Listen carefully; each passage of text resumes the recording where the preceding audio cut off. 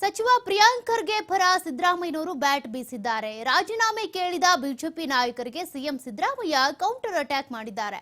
Sachin ಬರೆದಂತ death note ನಲ್ಲಿ ಪ್ರಿಯಾಂಕ್ ಖರ್ಗೆ ಅವರ ಹೆಸರಿದೆಯಾ? ಅದು ರಾಜಕೀಯ ದ್ವೇಷದಿಂದ ಮಾಡ್ತಾ ಇರುವಂತ ಆರೋಪ. ಬಿಜೆಪಿಗರು ಏನು ಆರೋಪ ಮಾಡ್ತಾ ಇದ್ದಾರೆ ಪ್ರಿಯಾಂಕ್ ಖರ್ಗೆ ಅವರ ವಿರುದ್ಧ, ಅದು ದ್ವೇಷಪೂರಿತ ಆಗಿದೆ ಅಷ್ಟೇ. ಸಚಿನ್ ಬರೆದಿಟ್ಟಿದ್ದಂತಹ ಡೆತ್ ನೋಟ್ ನಲ್ಲಿ ಪ್ರಿಯಾಂಕ್ ಖರ್ಗೆ ಅವರ ಹೆಸರೇನಾದ್ರೂ ಇದೆಯಾ? ಸಾಕ್ಷಿ ಇಲ್ಲ, ಡೆತ್ ನೋಟ್ ನಲ್ಲಿ ಅವರ ಹೆಸರಿಲ್ಲ. ರಾಜೀನಾಮೆ ಯಾಕೆ ಕೊಡಬೇಕು ಪ್ರಿಯಾಂಕ್ ಖರ್ಗೆ ಅವರು? ಅವ್ರು ಯಾವುದೇ ತನಿಖೆಗೆ ತಯಾರಿದ್ದೀನಿ ಅಂತ ಅವರೇ ಹೇಳಿದ್ದಾರೆ. ನಾವೀಗ ದೂರು ದಾಖಲಿಸಿಕೊಂಡು ಸಿಐಡಿ ತನಿಖೆಗೆ ಕೊಟ್ಟಿದ್ದೇವೆ. ಸಿಐಡಿ ವರದಿಯಲ್ಲಿ ತಪ್ಪು ಯಾರದ್ದು ಅಂತ ಗೊತ್ತಾಗುತ್ತೆ. ಸಿಬಿಐಗೆ ಕೊಡಿ ಅಂತಾರೆ. ಅವ್ರು ಯಾವಾಗ ಸಿಬಿಐಗೆ ಕೊಟ್ಟಿದ್ರು? ಅವ್ರಿಗೆ ಯಾವ ನೈತಿಕತೆ ಇದೆ ಅಂತೇಳಿ ಸಿಎಂ ಸಿದ್ದರಾಮಯ್ಯನವರು ವಾಗ್ದಾಳಿ ನಡೆಸಿದ್ದಾರೆ. ಪ್ರಿಯಾಂಕ್ ಖರ್ಗೆ ಹೆಸರು ಎಲ್ಲೂ ಕೂಡ ಇಲ್ಲ.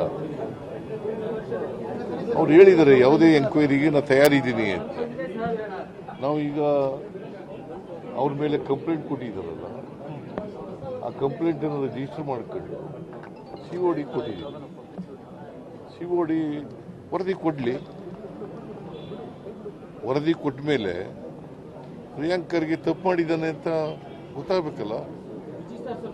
ಈಗ as it is, there is no evidence, there is no document, there is no mention of his name in the death note. BJP demanding hand over to CBI. Okay, ಅವ್ರು ಯಾವ CBI ನಮ್ಮ ಪೊಲೀಸ್ನವ್ರ ಮೇಲೆ ನಮ್ಗೆ ನಂಬಿಕೆ ಇಲ್ವಾ? ಅವರು ಅಧಿಕಾರದಲ್ಲಿರುವಾಗ ಒಂದೇ ಒಂದು ಮ್ಯಾಟರ್ನ CBI ಕೊಟ್ಟಿದ್ದಾರೆ. ಯಾವತ್ತಾರು ಕೊಟ್ಟಿಲ್ಲ. ಮತ್ತೆ what moral right they have? Priyank Kharge ಹೆಸರು ಎಲ್ಲೂ ಕೂಡ ಇಲ್ಲ.